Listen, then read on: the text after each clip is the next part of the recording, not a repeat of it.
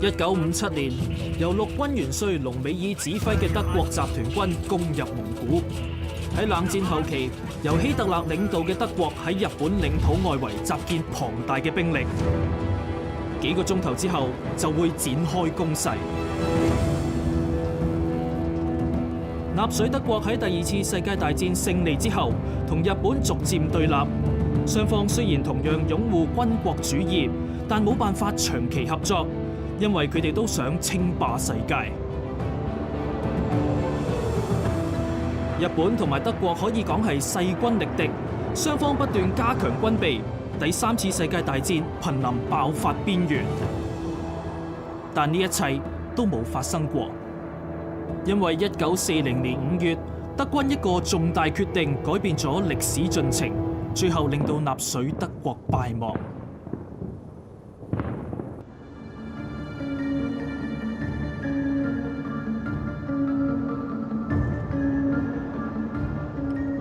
1939年12月31號，法國邊境亞登嘅氣溫降到得返只有零下20度。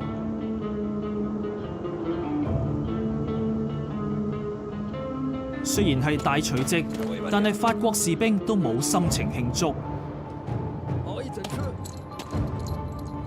因為佢哋正係同納粹德國開戰，幾百萬軍人全副武裝，動員去到前線戒備，同英國遠征軍並肩作戰。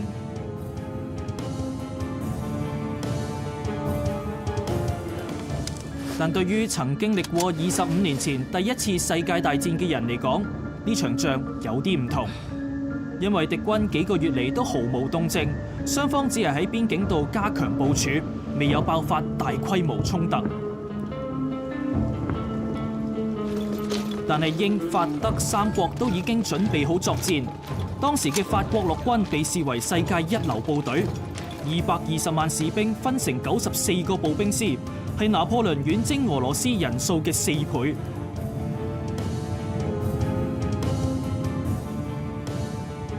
法軍裝備精良，有設計最好嘅來福槍，步兵亦都可以喺當時最好嘅坦克掩護之下推進。S-35係30年代其中一款設計最好嘅坦克，能夠抵擋敵軍嘅炮火，並且摧毀防禦設施。法軍吸取咗第一次世界大戰嘅教訓，已經準備好打一場硬仗。佢哋希望同上一次一樣擊敗德國。除咗武器同埋裝備，法國仲斥巨資興建咗龐大嘅馬其諾防線。呢個以碉堡同埋隧道連結而成嘅防禦網絡，係德軍難以克服嘅障礙。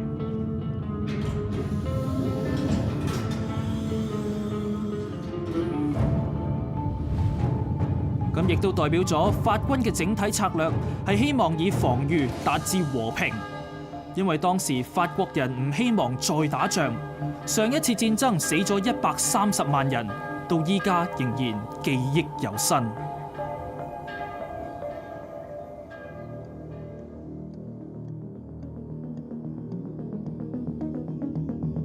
歡迎嚟到人類記憶庫。喺呢度，我哋可以穿越時空，分析同比較幾千年嚟嘅歷史事件，從中吸取教訓。所有嘅歷史事件，無論係幾咁微不足道，都可能互有關聯。其中一件事件改變，足以影響大局。法國嘅馬其諾防線長達400公里。仲配備設計最先進嘅碉堡同槍炮，號稱係無法攻破。早喺17世紀，法國工程師沃邦就開始構思防禦設施概念，以碉堡組成雙重防線，鞏固王國嘅邊界，足以抵擋到炮兵嘅進攻。呢啲碉堡嘅威力好強大，如果喺前方進攻，就好似自殺咁，因為炮彈會從傾斜嘅牆身反彈，敵軍更加會遭到夾擊。沃邦嘅防禦工程相當之成功，法國一直可以守住邊界，不過去到1940年，馬奇諾防線又係咪可以抵擋到德軍嘅進攻呢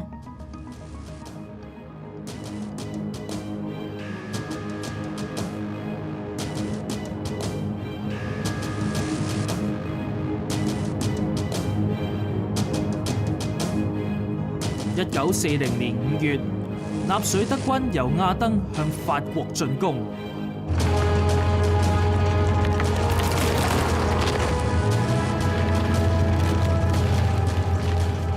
法國唔想打仗，但係希特勒政權一早已經顯露出侵略嘅野心。德軍嘅戰略係以快而狠嘅攻擊為主，先攻擊敵軍防線最弱嘅一點，再兜到去後方施襲，令到法國措手不及，冇辦法施援。呢種戰略係一場賭博，如果攻勢放緩嘅話，敵軍就有喘息嘅機會，再反攻側翼，扭轉局面。德國明白要攻擊防守穩健嘅法軍，佢哋冇足夠嘅資源打持久戰，所以必須要速戰速決。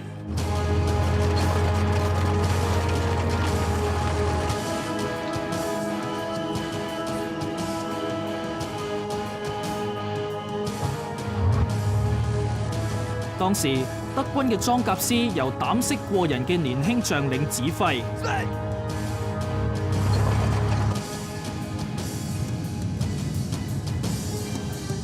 再配合埋強大嘅空軍，任務係突破亞登法軍嘅防線，製造缺口。德軍嘅裝甲師行動好迅速。馬奇諾防線雖然係固若金湯，但由古德里安率領嘅德軍坦克並冇直接去硬拼，而係兜去後方攻擊毫無準備嘅法軍。5月13號，亦即係開戰之後第3日，德軍嘅坦克已經開到最前線嘅適當。同德軍嘅編制唔同，法軍嘅坦克部隊係分散喺步兵師當中，只有少數嘅 S-35型坦克足以同德軍交火。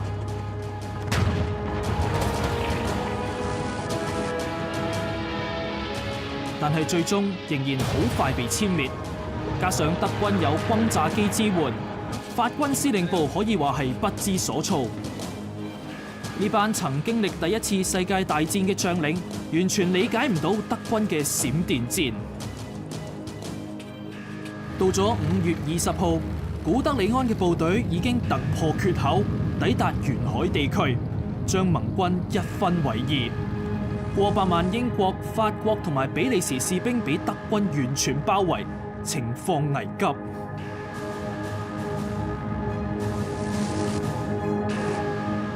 但係喺5月24號，德軍司令部突然下令暫停進攻，裝甲部隊奉命停止前進。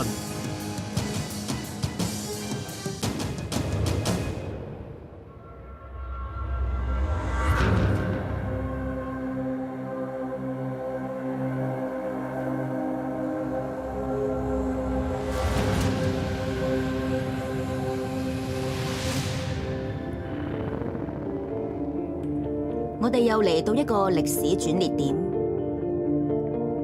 局勢發展可能各走極端。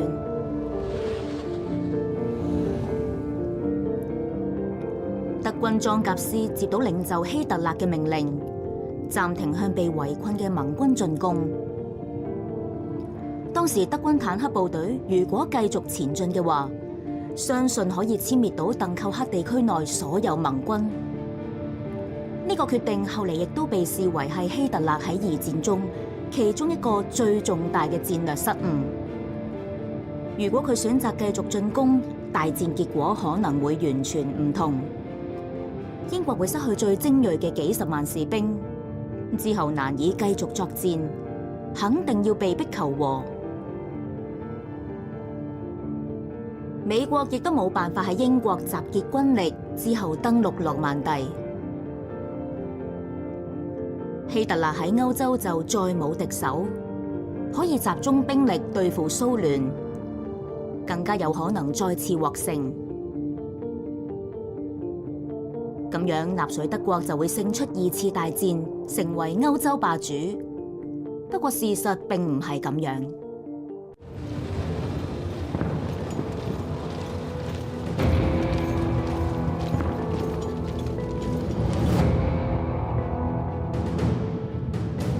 1940年5月，幾十萬英國遠征部隊同埋法軍陷入咗巨型嘅包圍網入邊，情況危急，但係並未絕望。佢哋趁住德軍嘅裝甲師暫停前進，得到咗喘息嘅機會，可以重整防線，希望不惜一切突破重圍，繼續戰鬥，否則就會全軍覆沒。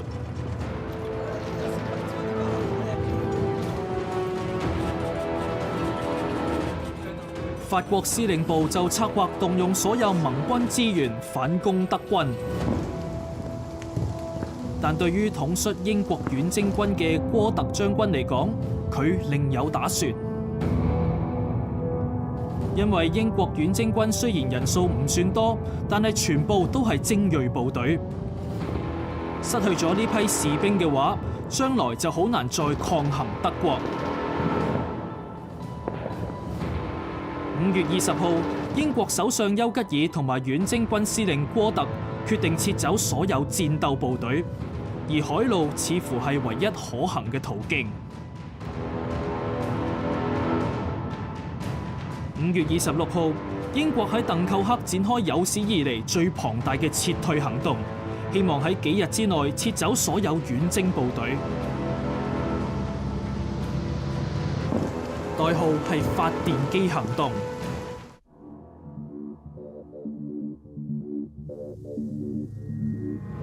喺2次大戰之前，法軍係歐洲嘅軍事勁旅。不過到咗1940年就受到德軍嘅重創，甚至連希特勒都感到驚訝。納粹宣傳機器稱呢種戰略為閃電戰。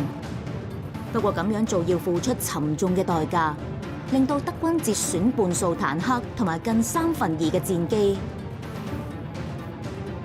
法軍唔單止冇投降，更加奮力頑抗，戰況非常慘烈，雙方都死傷嚴重，即係所謂嘅皮諾士式勝利。2000年前，地中海嘅皮諾士王國面對羅馬大軍，打贏仗，不過損失慘重，最終導致敗亡。而1940年5月嘅閃電戰，德軍可能亦都發現損失太大，擔心會遭到反攻，所以希望保住裝甲部隊嘅主力，喺進攻鄧寇克前重新整編。呢個決定亦都改變咗歷史進程。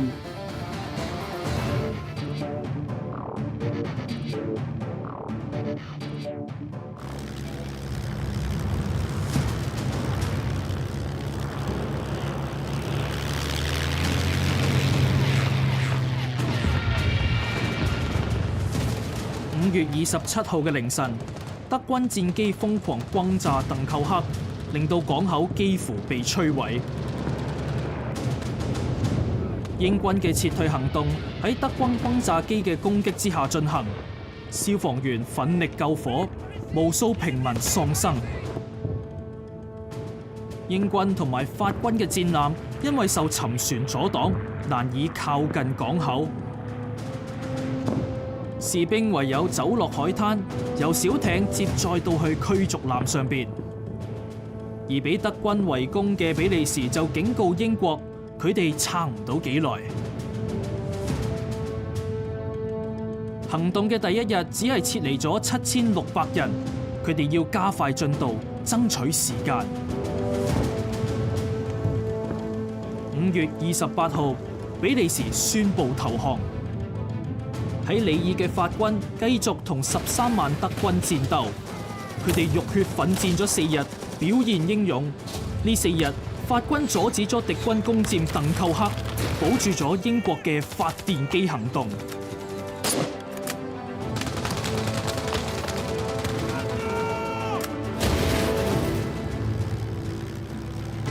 除咗法軍，英國皇家空軍嘅戰鬥機機師亦都喺空中度奮戰。佢哋惡鬥德軍戰機，阻止敵方攻擊海上嘅目標，令到英軍船艦可以靠近海灘，撤走數以萬計嘅兵員。29同30號嘅行動總共撤走咗10萬人，防線上邊嘅英軍部隊開始退守海灘。5月31號，英國首相丘吉爾向法國承諾，俾更多法軍撤離。英軍於是徵用更多船隻到鄧寇克。幾百艘各式各樣嘅船艦，冒住俾戰機轟炸嘅風險向岸邊前進，當中有唔少都沉沒咗。呢日有68000人撤離。到第2日，里爾淪陷，只係剩低鄧寇克嘅法軍繼續抗衡德軍。6月2號嘅夜晚，英國遠征軍全部撤離。軍方宣布發電機行動任務成功。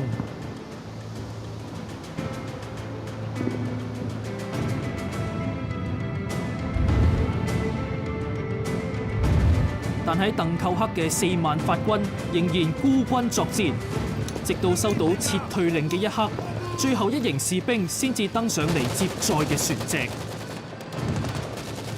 佢哋都筋疲力竭，但喺敵軍炮火之下，仍然堅持摧毀最後一道橋梁，發射剩低落嚟嘅炮彈。好多人就選擇留守喺度掩護隊友撤退。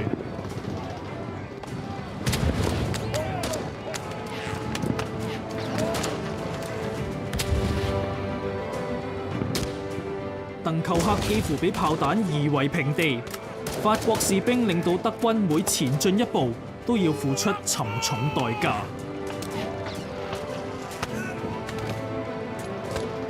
6月4號，德軍開入鄧寇克港，指揮官質問被俘虜嘅法國將領：英國人到底去咗邊度？佢就話已經返英國。今次行動，英國原本估計最多只能夠撤走4萬兵力，結果最後有近35萬人成功撤走，當中英軍佔咗28萬人。鄧寇克市內90%地區都被摧毀。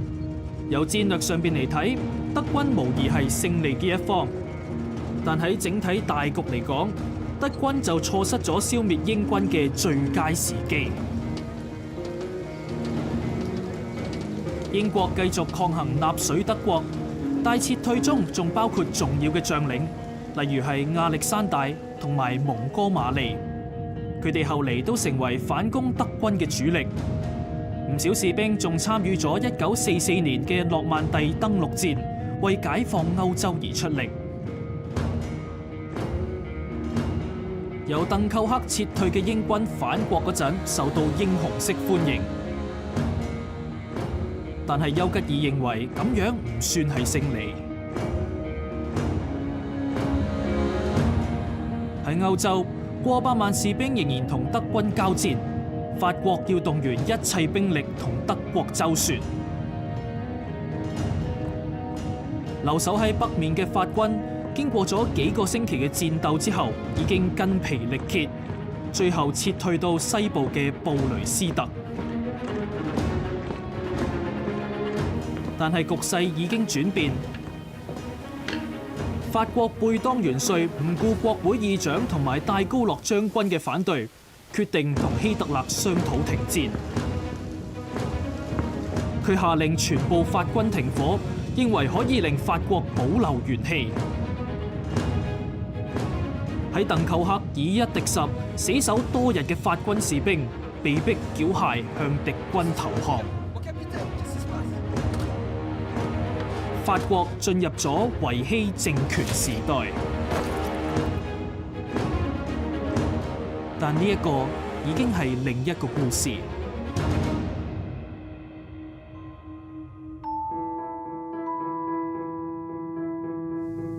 歷史往往係由勝利者嚟撰寫，軍部隊帶同隨軍攝影師去到法國，影低當時嘅情況，所以而家留低好多德國坦克擊毀法軍嘅相。